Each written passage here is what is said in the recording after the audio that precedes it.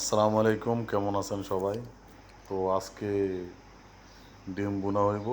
সর্বপ্রথম ডিমগুলোরে বাইঙ্গা একটা বাড়িতে নিয়ে নেম। তো ডিমগুলো বাইঙ্গা নিলাম 4টা ডিম।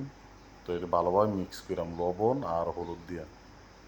তো 4টা ডিম বাইঙ্গা নিলাম। তো বাইঙ্গা নেওয়ার পরে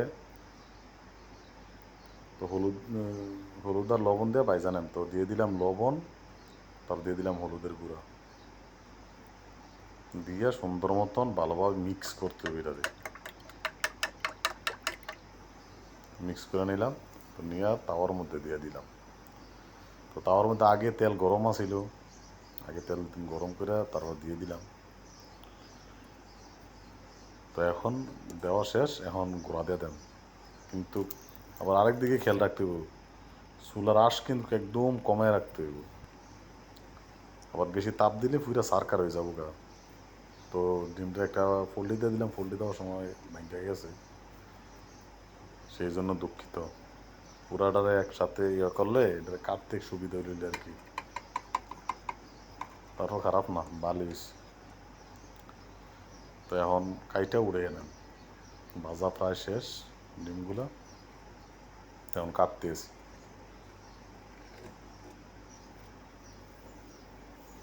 সুন্দর মতো কাটা শেষ করে উড়ে নেন। তো এইভাবে ডিম ভুনা করলে ভালোই লাগে, খারাপ না, টেস্ট ভালোই হয়। তো ডিমগুলো উড়ে নিতেছি। আবার ওই ডিম ভাজা তেলটার মধ্যে পেঁয়াজ, রসুন, আদা এই সব কিছু কষাই আনেন, টমেটো। তো সর্বপ্রথম দিয়ে দিলাম পেঁয়াজ, পেঁয়াজটা দিয়ে সেটা অনেকক্ষণ লাইরা লাল কইরা তারপর দিয়ে দেন আদা আর রসুন।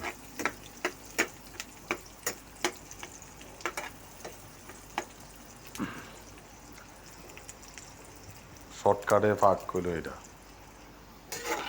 শর্টকাটে এইভাবে ফাঁক করলে টাইমও বাঁচে, পেটের ক্ষুধাও বাঁচে।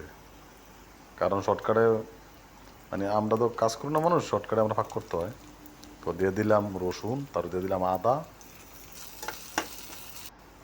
তারপর এটি ভালোভাবে লাল করে নেব আবার। তো লাল করে নিলাম। তো সর্বপ্রথম দিয়ে দিলাম হলুদের গুঁড়ো, লবণ আর হলুদের গুঁড়া, লবণ আর হলুদের গুঁড়ো দিয়া তারপর দিয়ে দিলাম মরিচের গুঁড়া, তারপর দিয়ে দিলাম গরম মশলার গুঁড়া, তারপর এটি একটু কষাই সেরা তারপর দিয়ে দিলাম টমেটোগুলো। টমেটো ভালোভাবে কষাইয়া তারপর ডিমগুলো দিয়ে দিলাম উপরে দিয়ে সেরা, তখন একটু কষা সারও, তারপরে দিয়ে দিলাম একটু ঝোল।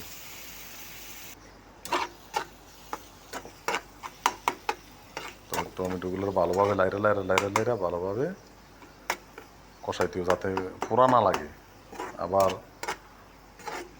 পোড়া লেগে গেলে গিয়েও আবার ঝামেলা আছে, পরে খাওয়া যাইব না, বাজে একটা গন্ধ হইব। তো প্রায় মশলা আমার কষানো শেষ। তো এখন ডিমগুলো উপরে দিয়া দেন, দিয়া 2-3 মিনিট পরে জল দিয়া দেন।